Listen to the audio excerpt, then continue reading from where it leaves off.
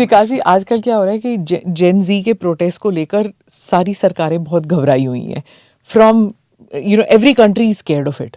और अगर ये जेन जी रास्ते पर उतर आए, क्योंकि छोटी सी चिंगारी होती है, अगर ये जेन जी अगर प्रोटेस्ट पर उतर आते हैं, और पहले भी हमने देखा हुआ है, जैसे आपने कहा मंडल एजिटेशन के टाइम भी देखा हुआ है, उसके बाद भी SC/ST एक्ट को लेकर कितनी सारी हुई, फिर रिवर्सल्स हो जाती हैं. आप क्या समझते हैं, इज दिस इमोटिव इशू, इस पर भी हो सकता है ऐसा काम?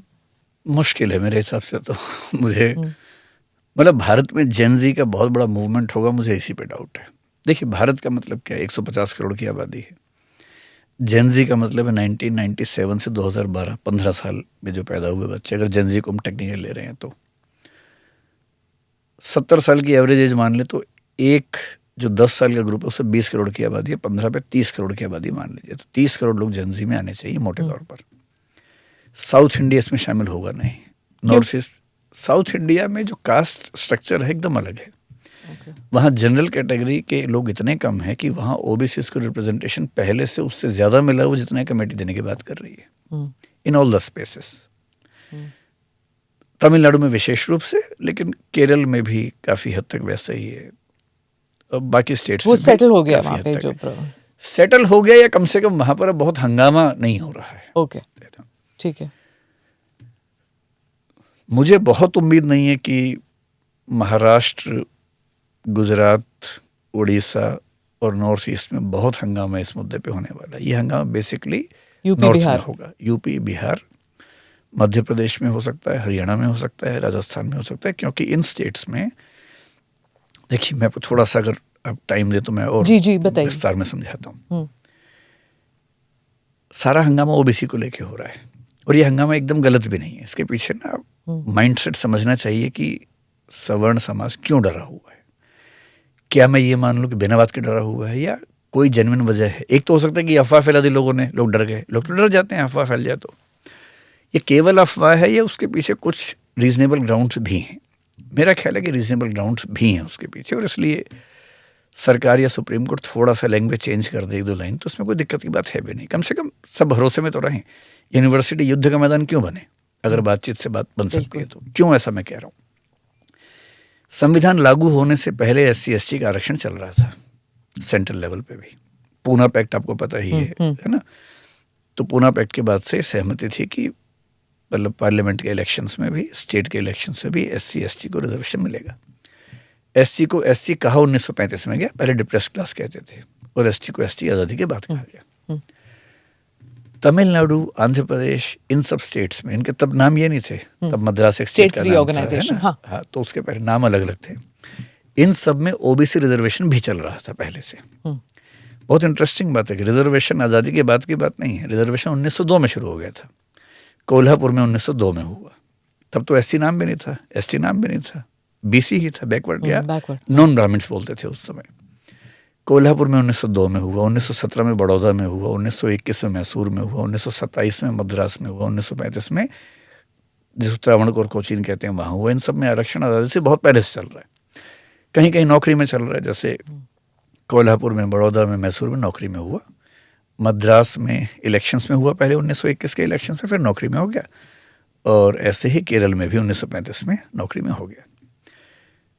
तो दक्षिण के लोग ओबीसीज के आरक्षण को लेकर आज़ादी के पहले से मेंटली तैयार थे, और वहाँ ओबीसीज का अनुपात बहुत ज़्यादा है. वहाँ जनरल कैटेगरी की बहुत कम आबादी है. तो वहाँ वो सब पहले हंगामे हो चुके हैं, खूब हंगामा उस समय हुआ. विश्वेश्वरैया जो कि दीवान थे मैसूर के महाराजा के, वाडियार के विश्वेश्वरैया, जिनको हम इंजीनियर्स डे मनाते, जिनके लिए बड़े महान इंजीनियर थे. दीवान का मतलब PM. मैसूर महाराजा के PM थे, मेरिटोक्रेसी के समर्थक थे, ओबीसी आरक्षण के घोर विरोधी थे. उन्होंने इस्तीफा दे दिया, उसके बाद भी आरक्षण लागू हुआ था. इतनी मतलब लड़ाइयाँ हो चुकी हैं वहाँ पर पहले. नॉर्थ में लड़ाइयाँ नहीं हुई उस समय. महाराष्ट्र में भी हो गई थी, कोल्हापुर से शुरू हुआ था, है ना.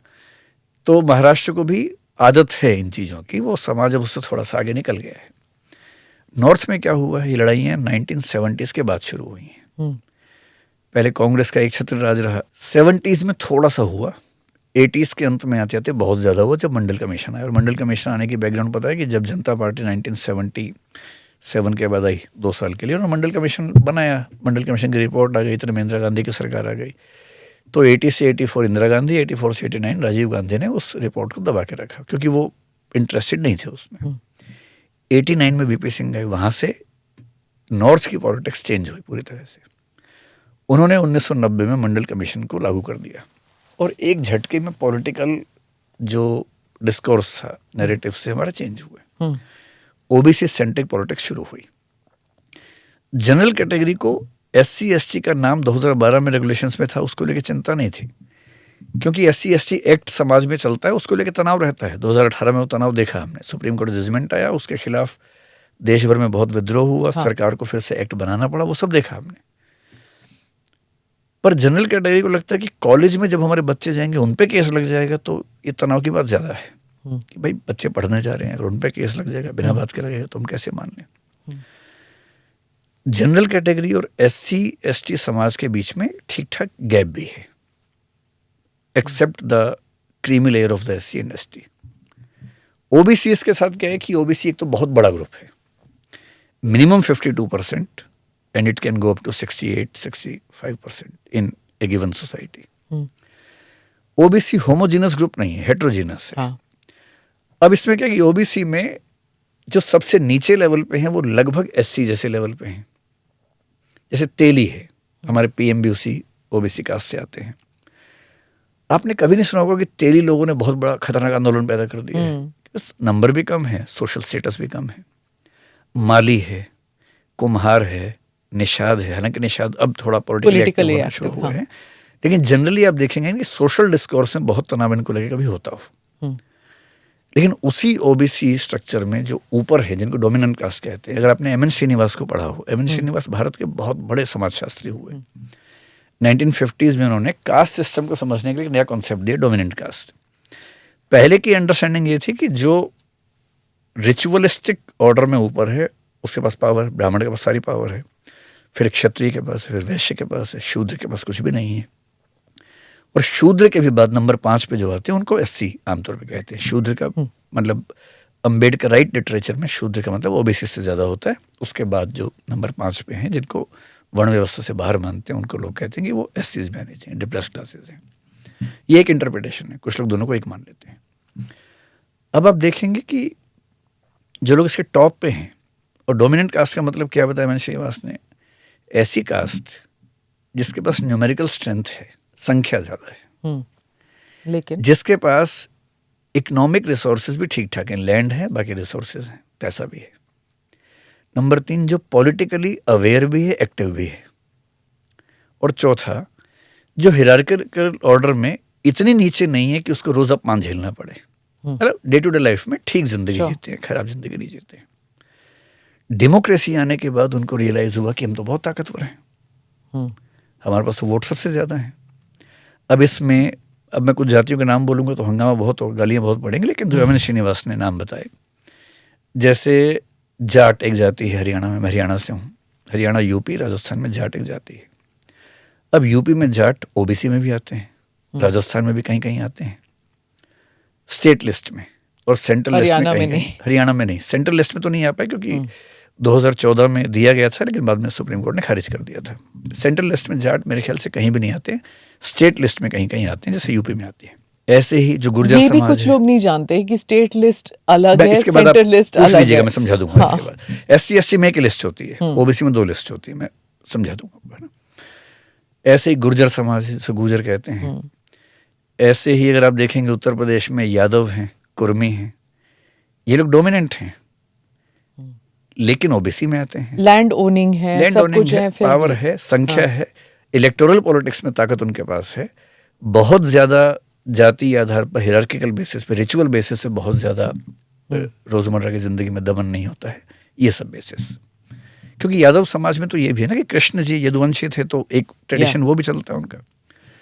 इधर मराठा लोग ओबीसी बनने के प्रोसेस में, मराठा जाति भी डोमिनेंट कास्ट है, ओबीसी तो भी नहीं हो पाई है, बड़े सारे हैं। इधर पटेल हो गए गुजरात में और एमपी में, पाटीदार गुजरात में मुख्य रूप से हैं। अगर आप जाएंगे कर्नाटक में तो वोकालिगा भी, लिंगायत भी, दोनों ओबीसी में आते हैं, दोनों डोमिनेंट कास्ट हैं। मतलब वोकालिगा शायद कुछ, और अगर आप आंध्रा तेलंगाना जाए तो एक और रेड्डी कम्मा, उनकी डिबेट चलती है।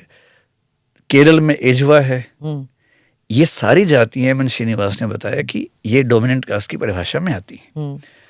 SC ST समुदाय में कोई भी वर्ग डोमिनेंट कास्ट नहीं बन पाया आज तक, इसलिए सीधी फाइट जनरल से नहीं होती। इनकी जो OBC का जो अपर हिस्सा है जो डोमिनेंट कास्ट में है उसकी फाइट होती है।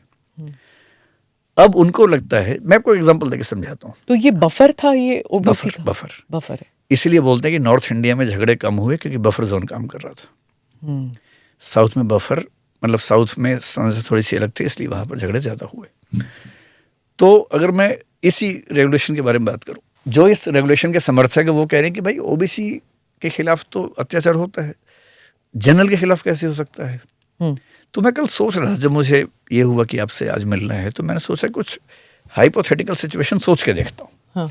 और मैं पहले स्पष्ट कर रहा हूँ, मैं ना काहू से दोस्ती ना काहू से बैर, मैं किसी पक्ष में नहीं हूँ, ना इधर ना उधर। मैं तो एकेडमिक इंटेग्रिटी वाली बात कोशिश करता हूँ कि जो मुझे समझ में आता है वो बात करूँ।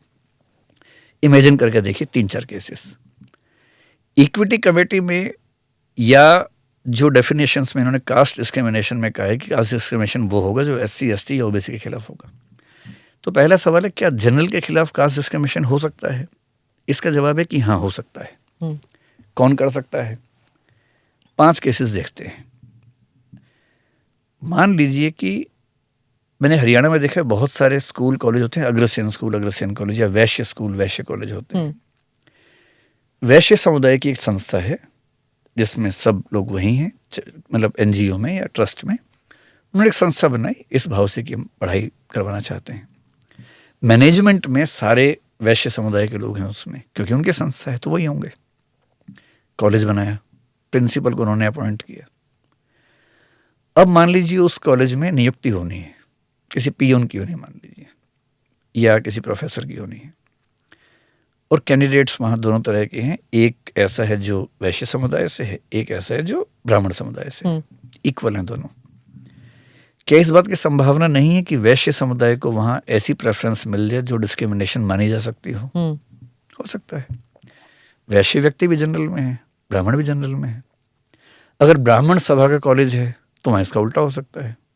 राजपूत सभा का कॉलेज है तो वहाँ हो सकता है ब्राह्मण या वैश्य के साथ कोई डिस्क्रिमिनेशन हो जाए। क्यों नहीं हो सकता है? सो जनरल डिस्क्रिमिनेटिंग अदर जनरल, ये हाइपोथेटिकली संभव, तो हाइपोथेटिकल क्या, ऐसा होता ही होता है। हाँ। अब इसको और आगे बढ़ाते हैं। OBC में कोई डोमिनेंट कास्ट है मान लीजिए, एज्यूम करते हैं कि महाराष्ट्र में मराठा समाज ने एक संस्था बना रखी है, Chhatrapati Shivaji Maharaj educational trust. Assume कर रहे हैं, ऐसा है नहीं, मुझे नहीं पता, मैं इमेजिन कर रहा हूँ। मराठा लोग या तो OBC में हैं या कुणबी का मान लीजिए ऑलमोस्ट इक्वल लेवल पे हैं, उन्होंने बना रखी है। उन्होंने अपने समाज के, या अगर मराठा के OBC स्टेटस पे डाउट है महल का साहब भी, तो मान लीजिए कि उत्तर प्रदेश में जाट समाज ने संस्था बनाई। कॉलेज का नाम ही जाट कॉलेज है, मैंने देखे ऐसे कॉलेज, नाम ही जाट कॉलेज होता है ना, जाट कॉलेज है। जाट ट्रस्टीज हैं सारे के सारे, जाट OBC में भी आते हैं। उस कॉलेज में एक वैकेंसी है, सिलेक्शन कमेटी में सब लोग या तो जाट समुदाय के हैं या उन्होंने डिसाइड किया है, नॉमिनेट किया है। उसमें एक व्यक्ति जाट है, एक व्यक्ति ब्राह्मण है, दोनों इक्वल है मान लेते हैं। सिलेक्शन किसका होगा? जाट का होगा। और जाट OBC में है, ब्राह्मण तो जनरल में है। क्या किसी खास सिचुएशन में OBC जनरल के खिलाफ डिस्क्रिमिनेशन कर सकता है? यानी हाइपोथेटिकली इसका आंसर यस हो सकता है। हाँ। अब मान लीजिए कि मिजोरम में चले गए आप। मिजोरम में 94% आबादी STs की है। मान लीजिए कि वहां के ST समाज ने कॉलेज शुरू किया हुआ है। उस कॉलेज में एज्यूम कीजिए कि 94% लोग ST ही पढ़ते हैं, 5-6% लोग जनरल पढ़ते हैं, जिनमें से कुछ उत्तर भारत से गए हुए हैं। उत्तर भारत का जनरल व्यक्ति मिजोरम के एक ST मैनेजमेंट के कॉलेज में अगर पढ़ रहा है तो उसके साथ रेशियल, लिंग्विस्टिक और कास्ट बेस्ड डिस्क्रिमिनेशन, इनजस्टिस होने की संभावना है या नहीं? है संभावना।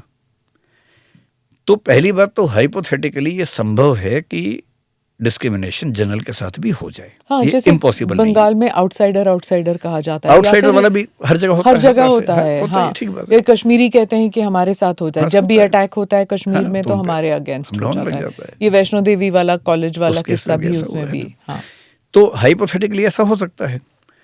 अब अगर ऐसा हो सकता है और डिमांड सिर्फ इतनी सी रेगुलेशंस में है कि भाई हमें भी या तो कास्ट वाला पैरा हटा दो, या लिखो caste based discrimination will be defined as any discrimination against anyone because of his or her caste status. Not apparent over. हाँ। और अगर लिखना है कास्ट वाला तो फिर रेस वाला क्यों नहीं लिख रहे? वो भी तो लिखो, लैंग्वेज वाला भी लिखो, रिलीजन वाला भी लिखो। वो सब आपने छोड़ दिया, आपने एक ही क्यों लिखा? जनरल कैटेगरी के लोगों के डरने की एक वजह तो ये है कि ऐसी पॉसिबिलिटीज उनको बताई जा रही है। बट जैसे वर्ल्ड वाइड अफर्मेटिव एक्शन जब होता है तो वो मेजर डिस्क्रिमिनेशन किस चीज की हो रही है?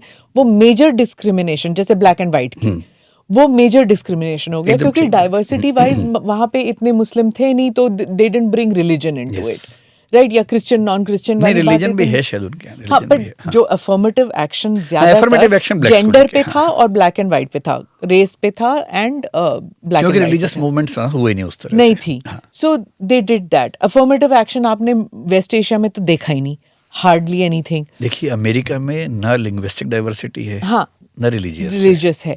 सो हर स्टेट में सब अंग्रेजी बोलते हैं। हाँ, पर भारत यहाँ में पर मल्टीपल तरह तरह की डाइवर्सिटीज। है। हाँ, एक तो माइनॉरिटीज की डेफिनेशन हम आज तक तय नहीं कर पाए हैं। सुप्रीम कोर्ट के डिसीजन भी इससे बहुत मुझे अच्छे नहीं लगे इस मामले में। कह रहे हैं कि 50% से कम जो है उसको माइनॉरिटी मान लेंगे। अब सवाल ये है कि जम्मू कश्मीर में माइनॉरिटी हिंदू क्यों नहीं माने जाएंगे? हाँ, लक्षद्वीप में हिंदू माइनॉरिटी क्यों नहीं माने जाएंगे? आप माइनॉरिटी को स्टेट वाइज क्यों नहीं डिफाइन कर सकते हैं? करना चाहिए। स्टेट के अंदर भी अगर लेजिटिमेट और रीजनेबल ऐसी बाउंड्रीज बन पैरामीटर्स सकती हैं, हैं हाँ, तो उसमें भी होना चाहिए। करना चाहिए। तो मैं इसलिए कह रहा हूँ कि जो यहाँ जनरल है उत्तर भारत में और जिसके पास पावर है, हो सकता है वही मिजोरम में जाके एक माइनॉरिटी हो जाता हो सकता है कि एक हिंदू जो उत्तर भारत में मेजोरिटी है लक्षद्वीप में जाके माइनॉरिटी हो जाए, नागालैंड में जाके माइनॉरिटी हो जाए, मेघालय में जाके माइनॉरिटी हो जाए, कश्मीर में माइनॉरिटी हो तो जाए। जैसे अभी SIR हो रहा है तो साथ साथ ये भी अगर हो जाएगा, अगर हमको कास्ट बेसिस का इंफॉर्मेशन मिलेगा तो इसमें affirmative action will it be possible? नहीं, डेटा तो SIR से नहीं, डेटा तो जो अब नहीं, सेंसस जैसे होगा उससे SIR में मिलेगा। कह रहे हैं ना, हाँ। जैसे SIR में डेटा बाहर निकला है, अगर हम जब सेंसस होगा, जब उसका डेटा हमारे पास हाँ, निकलेगा एकदम तो होगा, हाँ। हाँ, इस पर अगर इसी सेंसस- बात पर इतना बवाल मचा है तो जब सेंसस होगा उस पर जब हमको डेटा मिल जाएगा तो नहीं, do you सेंसस think- पर क्यों बवाल होगा? सेंसस पर एक ही बवाल था, कास्ट बेसिस पे होना चाहिए, वो मान लिया सरकार ने। हाँ, तो जब वो वही तो वही तो मैं कह रही हूँ, जब कास्ट का इंफॉर्मेशन निकलेगा हाँ। तो उस पे भी तो फिर there will be trouble on that, isn't it? होगा, लेकिन मतलब इंटरेस्टिंग बात है, पिछली बार भी हुआ था, उसकी रिपोर्ट आज तक बाहर आई नहीं है लेकिन हुआ तो पिछली बार भी था। हाँ, और जब ये निकलता है तो उस पर अफर्मेटिव एक्शन होगा कि नहीं होगा? मतलब उसी के लिए तो कर रहे हैं। सुप्रीम कोर्ट ने जो बार बार कहा है इसीलिए तो कहा है कि आप एफर्मेटिव एक्शन आपने करना देखा चाहें। कर्नाटका में उन्होंने लागू नहीं किया, निकला इन्फॉर्मेशन लागू करने नहीं करने का मसला ये भी कि जब सरकारें चेंज हो जाती हैं तो उसके बाद फैसले बदल जाते हैं, एक ये भी है। लेकिन बिहार ने जब सर्वे किया उस समय भी इसलिए किया कि सरकार उस समय थोड़ा पार्टी लाइन अलग हो गई थी। हाँ, और ये तीनों सर्वेज इसलिए हुए कि सुप्रीम कोर्ट ने परमिशन दे दी कि हम इसको सेंसस नहीं मानेंगे, सर्वे मानेंगे।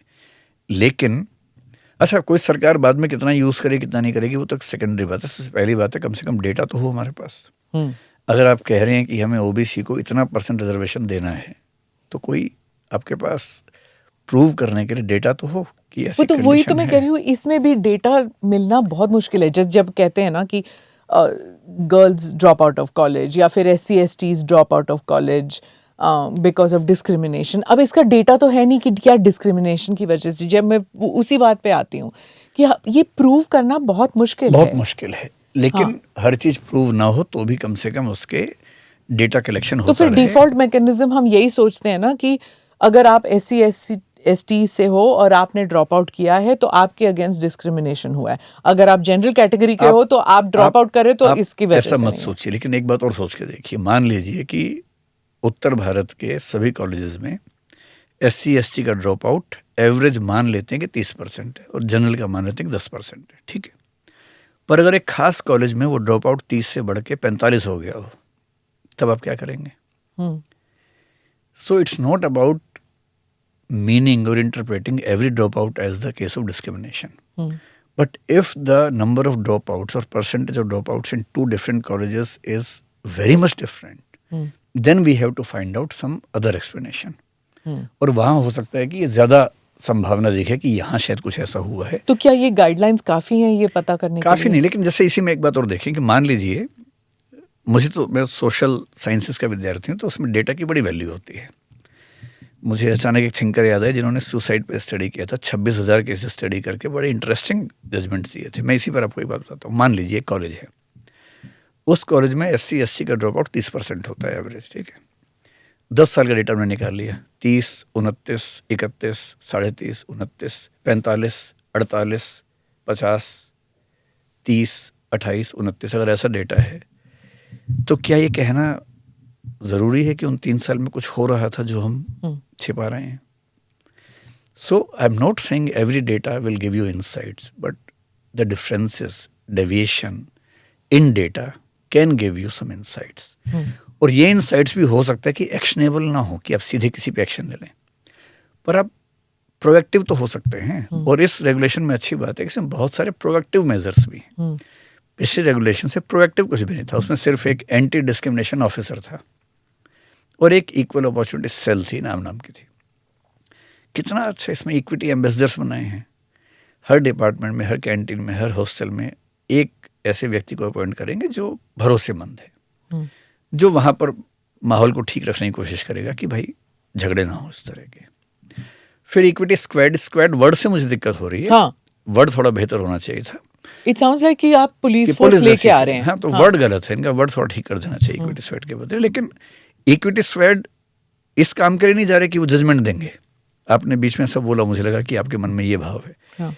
इक्विटी स्क्वाड का काम ये नहीं है. पर जब स्क्वाड होता है ना, तो द मेंटालिटीज की ये डंडे लेके मोटरसाइकिलों में जाएंगे और इनका काम ये है नहीं. हाँ, इक्विटी स्क्वाड में रिप्रेजेंटेशन रखा है और क्या है कि जो उस कॉलेज के हिसाब से ठीक हो वो वहाँ की कमेटी तय कर लेगी. उसका काम सिर्फ ये है कि जहाँ जहाँ पर ये खतरा ज़्यादा है, जैसे मान लीजिए किसी कॉलेज में दलित बच्चों की शिकायत है कि पानी हम पीते हैं तो उनको मना करते हैं, तो जहाँ पानी है वहाँ पर इक्विटी स्क्वाड के लोग बीच में विजिट करते रहे कि कोई ऐसा इंसिडेंट तो नहीं हो रहा. कुछ कहना नहीं है, केवल देखना है. हो रहा है तो वहाँ पर थोड़ा सा स्टेप लेना है. तो स्क्वाड शब्द थोड़ा ज़्यादा भारी पड़ गया है. फिर इक्विटी कमेटी इसमें बहुत ही प्रोएक्टिव है. और असली बात, अच्छा ये सारे झगड़े जो हो रहे हैं, अगर मुझसे कोई पूछे, कल मैंने किसी को सुना तो वो कह रहे थे कि ये सरकार खुद करवा रही है, तो मैं इतना तो कॉन्स्पिरेसी थ्योरी में विश्वास नहीं करता हूँ. ताकि रोल बैक हो. हाँ, क्योंकि सुप्रीम कोर्ट के दबाव में लाना पड़ गया. रोल बैक कैसे करें, तो हंगामा करवा दो ताकि रोल बैक करने का आधार बन जाए. कुछ लोगों ने, मुझे नहीं लग रहा, मुझे लग रहा है कि मतलब ये ऑर्गेनिक है. ऑर्गेनिक भी नहीं है, ऑर्गेनिक नहीं लग रहा. मैं जो कहूँगा बहुत अलग इंटरप्रिटेशन आपको लगेगी. मुझे लग रहा है कि यूनिवर्सिटीज़ और कॉलेजेस के जो प्रिंसिपल और VCs वगैरह हैं वो करवा रहे हैं इसको. क्यों करवा रहे हैं? इतनी कंप्लायंसेस इसमें है जितनी आज तक उनको करने का अभ्यास नहीं है. इतनी कंप्लायंसेस है. पिछले वाले में क्या था, आप कंप्लायंसेस नहीं कर रहे, कोई पनिशमेंट नहीं थी, आर्बिट्ररी था ना. इसमें क्या है, ऐसी ऐसी चीज़ें कर दी हैं कि जो इक्विटी कमेटी है या इक्वल अपॉर्चुनिटी सेंटर है, EOC है बेसिकली, पहली कंडीशन है कि साल में 2 रिपोर्ट्स उसको अपनी वेबसाइट पे पब्लिश करनी है एवरी ईयर, जनवरी और जुलाई में. क्या रिपोर्ट है कि हमारे कॉलेज में स्टूडेंट्स में और स्टाफ में अलग अलग सोशल क्लासेस का रेशो कितना है, एग्जैक्ट नंबर्स बताने हैं. जो ड्रॉप आउट किया बच्चों ने उनमें क्या क्या रेशो है, और जो कंप्लेंट्स आई थी इसके तहत उनका स्टेटस क्या है. ये साल में 2 बार अपनी वेबसाइट पे पब्लिक डोमेन में डालना है.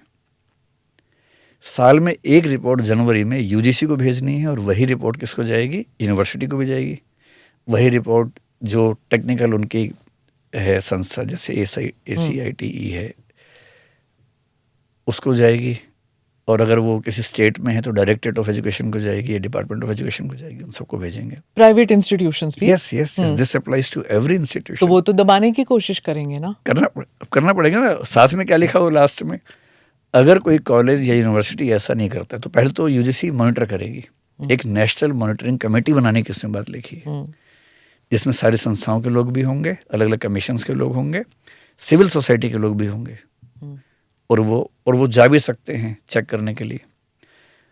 हर इंस्टीट्यूशन को साल में एक रिपोर्ट सबमिट करनी है यूजीसी को, और अगर नहीं की तो 4 पनिशमेंट्स लिखी हुई हैं। यूजीसी की स्कीम से बाहर कर सकते हैं, ग्रांट्स वगैरह नहीं आएंगे। यूजीसी की तरफ से डिग्री देने के जो आपको अथॉरिटी है वो ख़त्म कर सकते हैं, आप डिग्री दे ही नहीं सकते, एडमिशन नहीं ले सकते। आपका डिस्टेंस, ओपन लर्निंग और ऑनलाइन एक्टिविटीज़ ख़त्म कर सकते हैं, और अंत में आपकी जो मान्यता है वो रद्द कर सकते हैं। इतनी रेगुलेशंस हैं, इतने कंप्लायंसेस हैं, इतने कंप्लायंसेस पूरे करने में, और किसी ने कंप्लेंट कर दी। पहले क्या था, पहला फुसला के दबा दो बात को। अब क्या है, जैसी कंप्लेंट आएगी, पहले कंप्लेंट केवल इन राइटिंग होती थी 2012 में, अब कंप्लेंट करने के 4 तरीके। पहले ऑनलाइन कर दीजिए, ऑनलाइन आते ही रिकॉर्ड्स में आ गया। भाई राइटिंग में तो आप समझा बुझा के मना कर देंगे, अब तो कंप्लेंट वेबसाइट पे आ गई है, ऑनलाइन आ गई है। या आप मेल भेजेंगे कोऑर्डिनेटर को, या लिख के देंगे, और या जो इक्विटी हेल्पलाइन है उससे फ़ोन कर देंगे। 4 तरीके हैं। उसके 24 घंटे के अंदर इक्विटी कमेटी की मीटिंग होनी है। 15 दिन के अंदर लिखा हुआ इक्विटी कमेटी अपनी रिपोर्ट देगी, और रिपोर्ट कंप्लेनेंट को भी भेजेगी।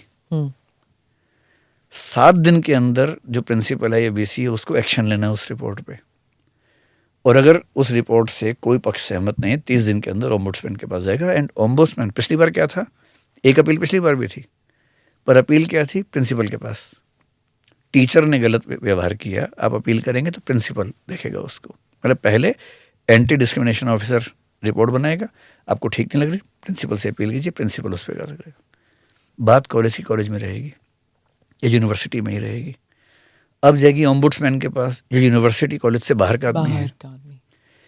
इतने कंप्लायंसेस हैं कि यूनिवर्सिटीज़ को जो लोग चला रहे हैं, कॉलेज जो लोग चला रहे हैं, उनको देख के घबराहट हो रही होगी, और मुझे लगता है कि वो बहुत खुश होंगे कि किसी तरह से ख़त्म हो जाए। और इसलिए आप देखेंगे कई लोग क्या डिमांड कर रहे हैं, संशोधन नहीं चाहिए, पूरा वापस लो। संशोधन 2 लाइन का है। अगर जहाँ ओबीसी वाला लिखा है अगर उसको ठीक कर लेंगे तो बाकी तो कोई दिक्कत है नहीं अधिकांश लोगों को। लेकिन कई लोग आप देखेंगे डिमांड करेंगे पूरा वापस लो, और पूरा वापस इसलिए लो कि इतनी कंप्लायंसेस को मैनेज करना आसान नहीं होने वाला है। पर पॉलिटिकली पूरा वापस तो कर नहीं सकते, नहीं कर सकते। सुप्रीम कोर्ट कैसे करेंगे? सुप्रीम कोर्ट ने किया है ना। सुप्रीम कोर्ट तो 19 मार्च को पूछेगा फिर से। हाँ, तो बीजेपी का इसको पूरा। अच्छा, इसमें ये भी कह रहे हैं कि बीजेपी के लिए एक खास वोट बैंक है अपर कास्ट वोट, और वो बहुत नाराज है। एंड हमने देखा है कि ऐसे जो संशोधन होते हैं, ऐसे जो लॉज आते हैं, ऐसे जो रिफॉर्म्स आते हैं, जब तक political banking, solid political banking नहीं है तब तक नहीं हो सकता ये। तो can BJP go against its core voter base which is general category, upper caste, ये सब? एक 20% तो होगा ना उत्तर प्रदेश में। हाँ, मतलब मुझे नहीं लग रहा कि इसमें पॉलिटिकल इन्वॉल्वमेंट इतना रहा होगा। मतलब सरकार कैसे चलती है, मैंने थोड़े दिन काम किया होम मिनिस्ट्री में, तो मुझे हल्का हल्का अंदाजा है कि मंत्रियों को रोज़मर्रा की बातों में बहुत नहीं आइडिया रहता है। हुआ ये हुआ कि भाई ड्राफ्ट बनाया यूजीसी ने, यूजीसी में जो व्यक्ति हेड है वो सरकार ने अपने हिसाब से रख दिया होगा कि हमारी समझ वाला आदमी हो। तो सरकार इतना करती है कि हेड ऑफ द इंस्टीट्यूशन हमारा होना चाहिए, बाकी वो देख लेगा। उन्होंने ड्राफ्ट बनाया, ड्राफ्ट को पब्लिक डोमेन में रखा पिछले साल 30 दिनों के लिए। सजेशंस मंगवाए, कई लोगों ने दिए। एक OBC, national OBC students committee है, उसने रिकमेंडेशन की, सजेशन दिया कि ओबीसी को शामिल कर लो उसमें। पार्लियामेंट्री कमेटी में गए, संयोग से वहाँ किसी ने हंगामा नहीं किया। उनको ऐसा लगा नहीं कि हंगामा होगा, रिलीज कर दिया तो हंगामा हो गया। अब वो सोच रहे होंगे क्या करें। मुझे नहीं लगता कि बीजेपी एकदम सीधे सीधे अपने जनरल कैटेगरी के वोटर्स को डिच कर सकती है या उनसे दूर हो सकती है, बहुत मुश्किल है। क्योंकि सबको ये याद है कि एक दौर था जब द होल लोहिया मूवमेंट एक दौर चला था, उसके बाद एक दौर चला था जब वीपी सिंह और मंडल को लेकर। क्या फिर से ऐसे street protest and mass movement हो सकता है इसको लेकर? मतलब अगर ये सरकार ठीक से क्लैरिफाई नहीं करती है तो नाराजगी तो लोगों में है ही। तो ये मिस इन्फॉर्मेशन को दूर करना एक ड्यूटी भी बनता है। हाँ, बनती है। और लोगों को ना 1990 के दशक के बहुत सारी बातें याद आ भी रही हैं और सोशल मीडिया दिला भी रहा है। जब ओबीसी पॉलिटिक्स शुरू हुई थी तो कुछ नारे बहुत पॉपुलर हो गए थे, तिलक तराजू और तलवार, इनको जूते मारो 4। अब वो बार बार सोशल मीडिया पे आ रहा है। उसी समय एक वो भूरा बाल साफ करो जब बिहार में चल रहा था, तो ऐसे अजगर एक कॉम्बिनेशन बना था नॉर्थ में, हरियाणा राजस्थान वगैरह में। हालांकि जिन्होंने वो नारा दिया था वो सब बदल चुके हैं। वो तो फेवर अब मायावती जी ब्राह्मणों को लेकर बात कर रही हैं, लालू जी ने भी वो बंद कर दिया। मायावती जी को ब्राह्मणों से कभी दिक्कत नहीं थी, क्योंकि इस बात को समझिए कि जो बीच में हैं ओबीसीज, उनके ऊपर वाले हिस्सों को दिक्कत सवर्णों से होती है, नीचे वाले हिस्सों को दिक्कत दलितों से होती है। वो बफर जोन वाली बात। इसलिए एससी एसटी के जो झगड़े होते हैं ज्यादा यादवों के साथ होते हैं। इसलिए BJP plus BSP is possible, but BSP plus SP is not possible. तो वो सोशल, उनका वोट बैंक अलग अलग है ना, उनका आपसी जो रिश्ते हैं उस तरह के हैं। इसलिए यू डोंट सी कि एक और दौर चलने वाला है, जिस तरह एक आंदोलन के लिए लोग इकट्ठा हो रहे हैं सोशल मीडिया पर। कम से कम सोशल मीडिया का आंदोलन सड़कों पर सस्टेन कर पाएगा, मुझे सीए तो ऐसे ही शुरू हुआ था, अग्निवीर प्रोटेस्ट भी ऐसे ही शुरू हुए थे। सीए कितने सड़कों पर चला, दिल्ली के एक छोटे से इलाके को छोड़ दिया, वो तो कोविड हो गया ना, इसलिए बंद हो गया। एक ही इलाके में कितना चला था, कितनी जगह चला था, मतलब ऐसा मास मूवमेंट की पूरा देश हिल जाए ऐसा थोड़ा था। पर फार्म लॉज हो जाए, अग्निवीर हो जाए। लॉज हुए, लेकिन फार्म लॉज भी केवल उत्तर भारत के कुछ इलाकों में, और फिर रिवर्स करना पड़ा धीरे धीरे। वो सरकार की अपनी राय है कि रिवर्स करना है कि नहीं करना है। इसमें भी क्या पता रिवर्स कर लें, क्या पता, डर जाए। लेकिन मेरे ख्याल से लोग रिवर्स करने की मांग भी नहीं कर रहे, लोग सिर्फ इतना चाह रहे हैं कि उसमें 2-3 बातें ठीक कर लें, और भाषा थोड़ी सी बदलने में क्या परेशानी है। किसी का अगर मन का भय खत्म होता है तो क्या परेशानी। और ओबीसी डोमिनेंट कास्ट को लेके थोड़ा सा भय जनरल कैटेगरी के लोगों में है, ये बात तो इंडियन सोशियोलॉजी में मानी जाती है, तो ऐसे रिश्ते रहे हैं। और हमारा बेसिक पर्पस क्या है, बेसिक पर्पस ये तो है नहीं कि ओबीसी के लोग जनरल को डिस्क्रिमिनेट कर सकें। हम तो कोई भी नहीं चाह रहा है ऐसा। चाह तो यही रहे ना कि कोई किसी को डिस्क्रिमिनेट ना करे।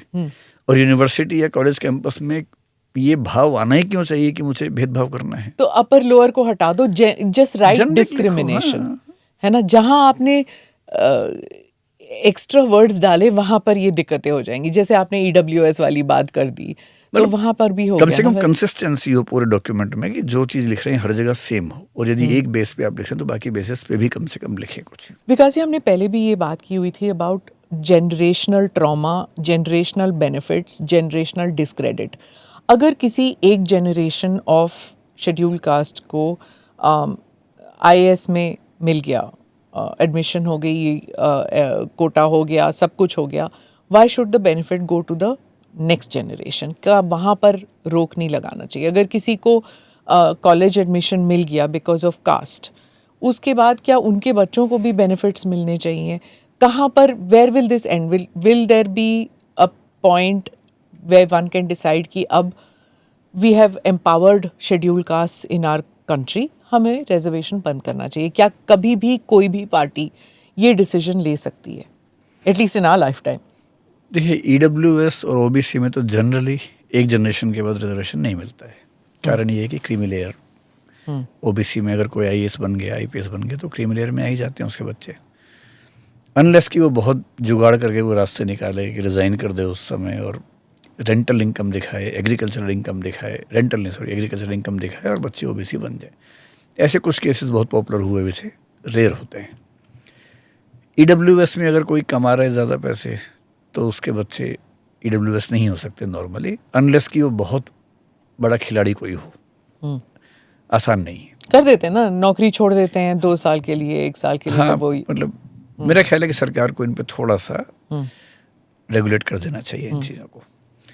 एससी एसटी में फिलहाल ऐसा नहीं है। एससी एसटी में एक कॉन्सेप्ट होता है सब क्लासिफिकेशन है, सब कैटेगराइजेशन। एक डिबेट है संविधान शुरू होने के समय से ही कि क्या हम एससी एसटी के अंदर सब क्लासीफाई कर सकते हैं कि कुछ लोगों को नहीं मिलना चाहिए, कुछ को मिलना चाहिए। 2004 में एक बहुत फेमस केस था, ईवी चेन्नैया नाम से केस था, जिसमें सुप्रीम कोर्ट ने फॉर सम रीजंस ये डिसाइड किया कि वी कैन नॉट सब क्लासीफाई और सब कैटेगराइज एससी एंड एसटी। जबकि 1992 में जब मंडल कमीशन वाला केस हुआ, जिसको मंडल केस कहते हैं जनरली, उसका नाम कुछ और था, उस केस का बड़ा फेमस नाम था, इंदिरा साहनी केस बोलते हैं। सुप्रीम कोर्ट ने ही उसमें ओबीसी की बात करते हुए क्रीमी लेयर को कंपल्सरी किया था।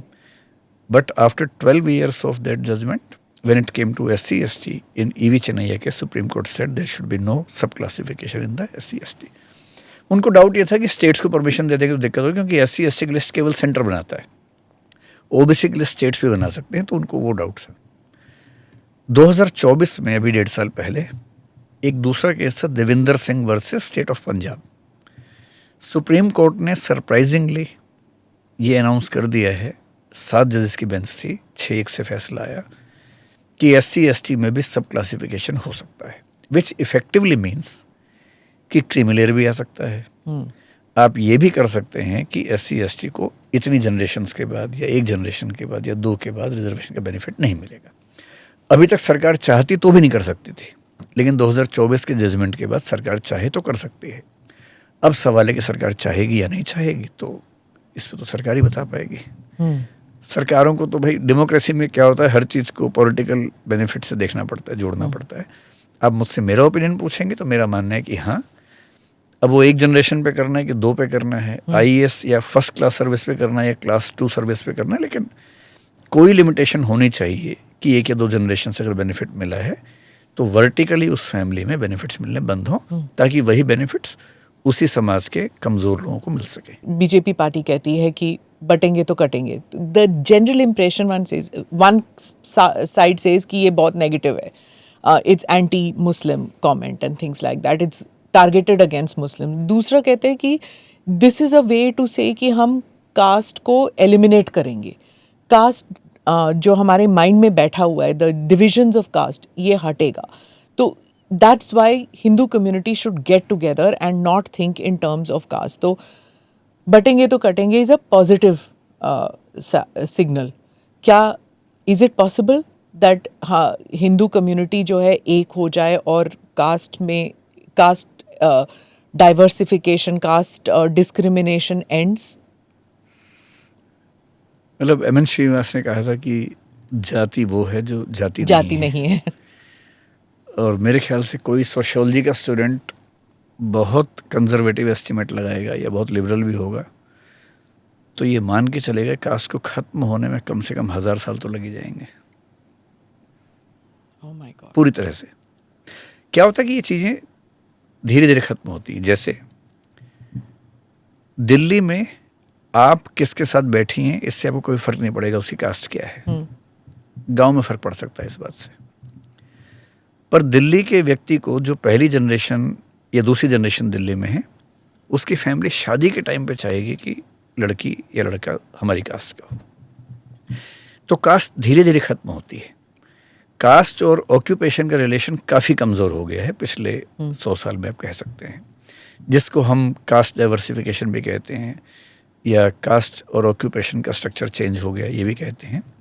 जैसे एक सिंपल बात है कि पहले ब्राह्मण लोग केवल पढ़ाते थे, अब वो हर तरह की नौकरी में, हर तरह के बिजनेस में है ना। ऐसा भी हो सकता है कि चमड़े का काम, जूते की कोई फैक्ट्री हो, दुकान हो, किसी ब्राह्मण व्यक्ति की हो, तो एकदम अपनी कास्ट से अलग हो गया।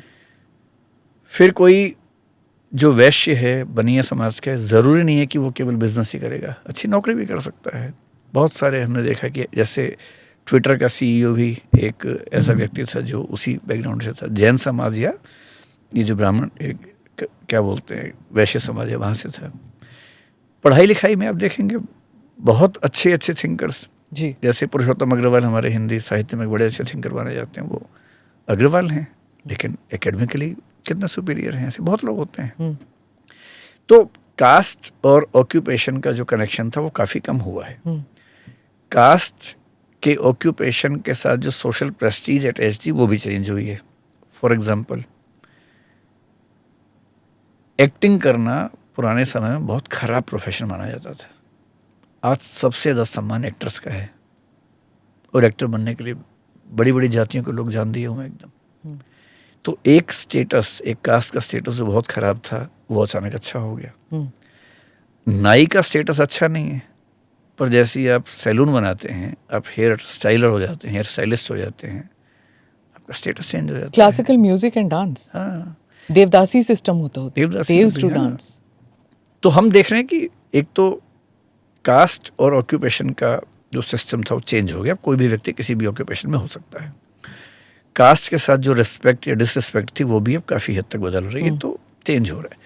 शादी के मामले में भी चेंजेस बहुत विजिबल नहीं है, लेकिन हाँ बड़े शहरों में इंटरकास्ट मैरिजेस दिखती हैं, कोई रेयर फिनोमेना भी नहीं है। पर कितना होता होगा, मेरे ख्याल से रैंडम में गेस करूँ तो मेरे ख्याल से नहीं, बहुत 10% के आसपास होंगे जो इंटरकास्ट मैरिजेस जी होंगे। जी। आज से 100 साल बाद शायद ये 25% हो जाएंगी, 500 साल बाद शायद ये 50-60-70% और पॉलिटिकल हो पार्टीज जाएंगी। जो कास्ट बेस्ड होती हैं, क्या ये खत्म उनको होंगी? कास्ट से मतलब नहीं है, वो कास्टिज्म एक अलग चीज़ है, कास्ट अलग चीज़ है। हम सोशियोलॉजी में बहुत ध्यान से पढ़ते हैं, caste and casteism are 2 different things. जो कास्ट बेस पे पॉलिटिक्स कर रहा है वो हो सकता है कास्ट की मान्यताओं को ना मानता हो। कैसे? इसका मतलब ये हुआ कि ऐसा हो सकता है उसका कि तो वोट बैंक है, उसका नहीं, नहीं, उसकी वोट बैंक भी वो एक इंटरेस्ट ग्रुप है, प्रेशर ग्रुप है, हाँ वो रिचुअल ग्रुप नहीं है। नहीं इसको मैं यूं कहूं कि राजपूत समाज को एक होने के लिए जो लोग नेतृत्व करेंगे, ऐसा नहीं है कि वो वर्ण व्यवस्था में राजपूतों के लिए जो गुण माने गए हैं उनसे भरे होंगे या अपने जीवन में उसका बहुत इस्तेमाल करते होंगे। अच्छा ओके। बल्कि पॉलिटिक्स में बेसिक पर्पस है कि सारे राजपूत एक हों ताकि वोट बैंक बने, और ज़रूरत पड़ने पर इलेक्शन जीतने के लिए राजपूत हो सकता है कि साथ में दलितों को मिला लें। ओके। सोशल फिलॉसफी में कभी नहीं मिलाएंगे, पर पॉलिटिकल कंपोजिशन ऐसा हो सकता है कि साथ में मिलकर काम करना पड़े। इसलिए political casteism has almost nothing to do with the social casteism. Okay, I got it. तो कास्टिज्म चलेगा जब तक दूसरे, देखिए डेमोक्रेसी में एक प्रिंसिपल ये है कि हर इंडिविजुअल अपने विवेक से वोट डालेगा। ये एक किताबी बात है। प्रैक्टिकली क्या होता है, लोग इकट्ठे होते हैं, ग्रुप बनते हैं, interest group, pressure group. Pressure group या इंटरेस्ट ग्रुप कैसे बनते हैं? वो या तो बनते हैं एथनिसिटी के बेस पे या बनते हैं इकोनॉमिक बेसिस पे। पुराने समाजों में जनरली ऐसी ग्रुपिंग्स होती हैं एथनिसिटी के बेस पे, कास्ट, रिलीजन। तो रिलीजन एक वोट बैंक है, इसलिए बटेंगे तो कटेंगे का पर्पस क्या है कि हमारा जो मेजर वोट बैंक है वो बटे नहीं, हम रिलीजन की लाइन पे। It is not a nullification of caste, ये नहीं है। सेकंड मीनिंग हो सकता है वो भी दिमाग में हो, लेकिन प्राइमरी मीनिंग इलेक्शन से कुछ दिन पहले तो वही हो सकता है ना। सेकेंडरी मीनिंग लॉन्ग टर्म में शायद वो हो। ऐसे ही जो ओबीसी पॉलिटिक्स है उसके लिए कास्ट वोट बैंक है, एससी पॉलिटिक्स है तो कास्ट वोट बैंक है। तो सभी पार्टीज ने अपने अपने एथनिक वोट बैंक इकट्ठे कर लिए हैं।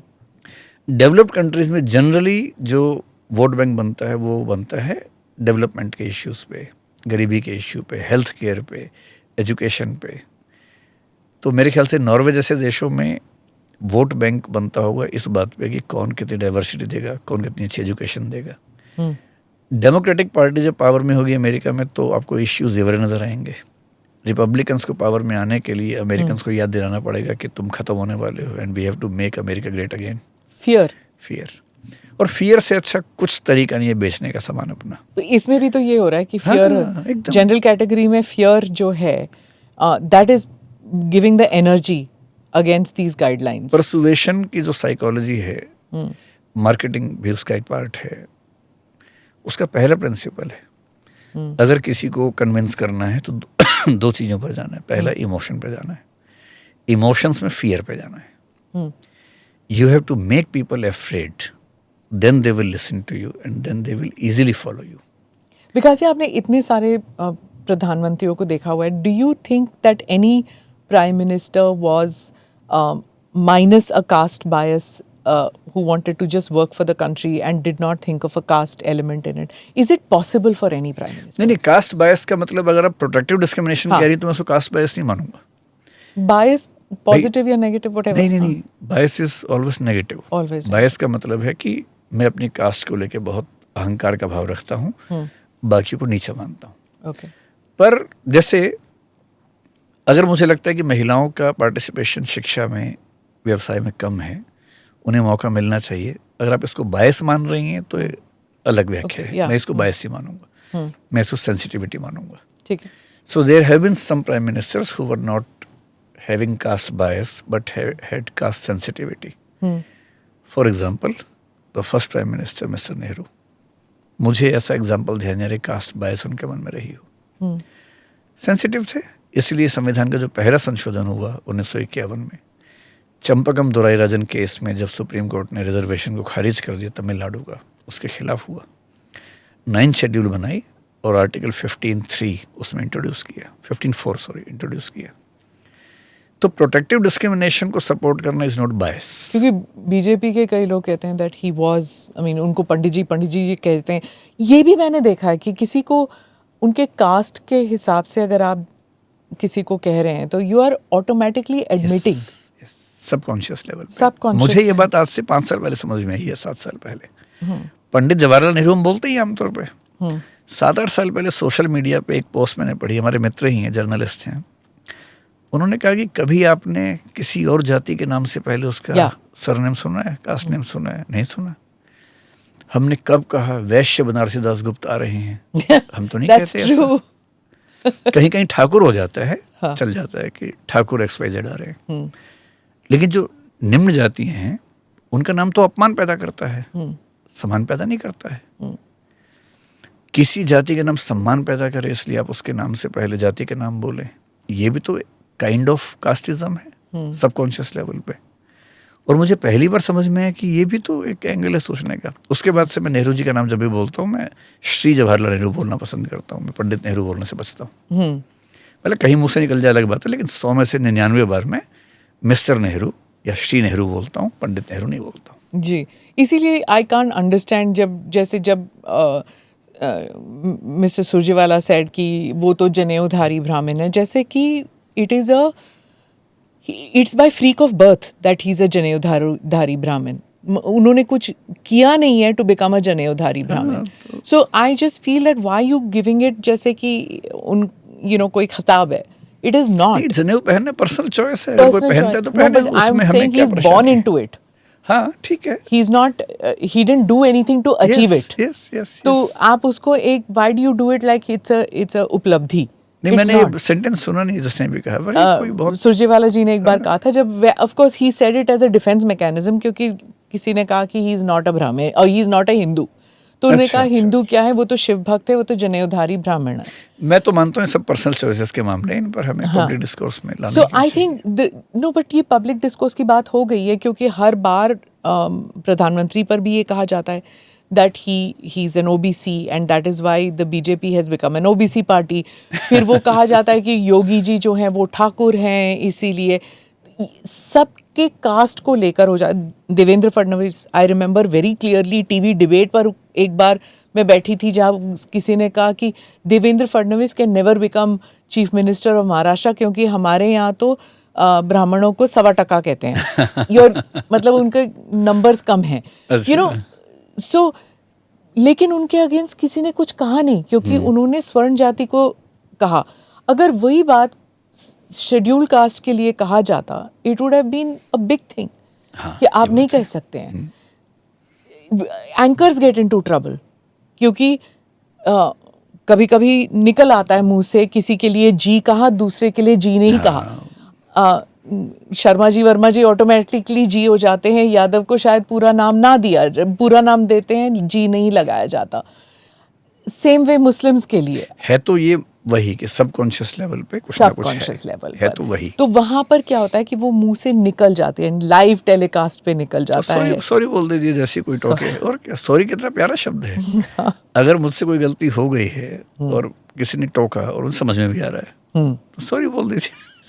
But the point now is that sorry बोलने से तो चलेगा नहीं ना, अगर ये गाइडलाइंस आ जाएंगी। गाइडलाइंस पे तो जो मतलब राइट ऑब्जेक्शंस हैं उस पे सुप्रीम कोर्ट तो बात करेगा ही करेगा। उससे पहले सरकार भी अगर एक इंटरनल कमेटी बना के फिर से विचार कर ले और जो इनकंसिस्टेंसीज ठीक कर ले उसको। लेकिन अदरवाइज ये रूल्स और रेगुलेशंस बहुत अच्छे हैं, केवल 2-3 जगह बाकी में थोड़ा सा बदलाव शायद करना पड़े, अदरवाइज तो बहुत प्रोग्रेसिव है। सो इन कंक्लूजन शुड आई से that more consultations need to be held for people of different communities, castes, before finalizing the document. Yes. There is a need to relook. Yes.